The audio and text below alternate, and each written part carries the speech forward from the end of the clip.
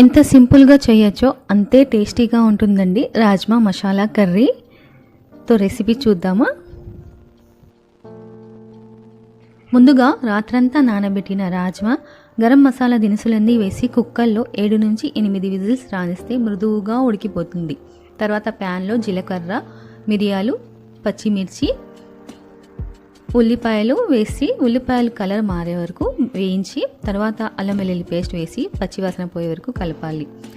అల్లం వెల్లుల్లి పేస్ట్ వేగాక తర్వాత టమాటో పేస్ట్ని వేసి లో ఫ్లేమ్ మీద నూనె పైకి తేలేంత వరకు బాగా ఉడికించి ఇందులోకి గరం మసాలా పొడి, ధనియా పొడి, జీలకర్ర పొడి, పసుపు, ఉప్పు, కారం వేసి కొంచెం కొత్తిమీర వేసి మృదువుగా ఉడికిన రాజ్మాని నీళ్ళతో సహా వేసి 15 నిమిషాలు